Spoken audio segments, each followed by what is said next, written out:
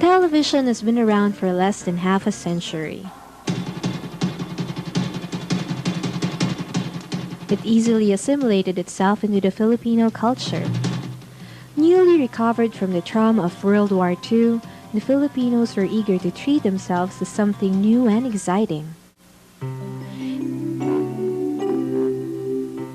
It was on October 23, 1953 when the Philippines had its first official telecast. But even before that date, an American engineer already saw the potential of television in the country. This future father of Philippine television established the Bolinao Electronics Corporation, or BEC. It was run by an American major from the Signal Service of the United States Army named James Lindenberg. In 1949, James Lindenberg applied for a license to build and operate the first Philippine TV station. A year later, his request was granted. But the scarcity of raw materials and strict import controls compelled him to branch into radio broadcasting instead. Nevertheless, Lindenberg's efforts were not wasted. His dream became a reality when Judge Antonio Quirino entered the picture.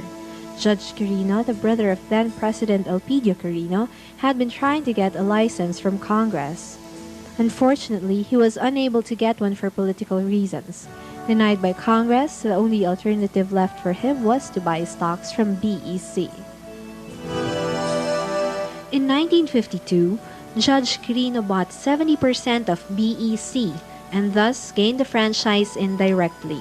He changed the name of BEC to ABS, or Alto Broadcasting System.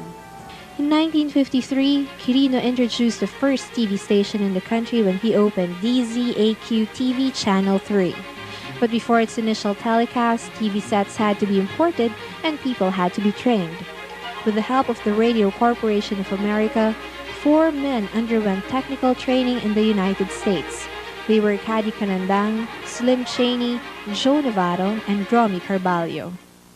Well, we were given training in transmission and reception because it's no use transmitting Channel 3 on the air in Manila when nobody knows how to fix or install a television set.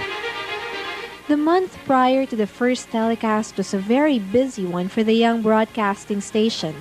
Setting up the station and bringing in the receiving sets were done almost at the same time. Finally, by October 23, 1953, everything was ready and the first ever telecast went on the air.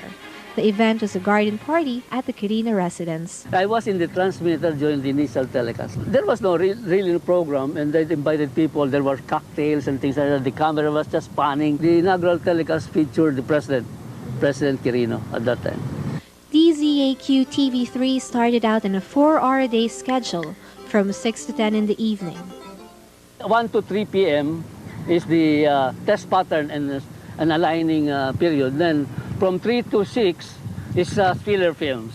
6 to 10, there were some programs, there were some live shows. I mean, at that time, it was something, you know, it was thrilling because there was nothing else on television. The programs being telecast at that time were mostly borrowed films from foreign embassies. These ran out so fast, so stage plays were transported to TV. This paved the way for a Jesuit priest named James Reuter. See, they didn't have any material, so whatever you could do, they were loved. And I was directing drama for the Ateneo, and we were producing plays all the time, so we had a background of plays, and so they were very, very happy about that. The first play that we did, the first big play on Philippine television, I'm telling you, was Cyrano de Bergerac. I gave my services free, and the channels gave their services free because they needed material. Nobody was paid anything, for heaven's sakes. In those days, I never paid for time, and I never paid my actors. Everything was done live in the early days of TV production. Because of this, performers were under tremendous pressure. When it's live, you have all kinds of adventures. We didn't have cable boys, and sometimes the cables would get stuck, or the cameraman would get stuck and he couldn't move. And so then you would have a corpse, see, and the poor corpse thought that his that his scene was over, and then but because you can't get off him because your next camera is not ready, you're zooming in on the corpse, and he opens his eyes and then crawls off. Most of the ABS personnel learned TV operation on the job. They got educated by trial and error.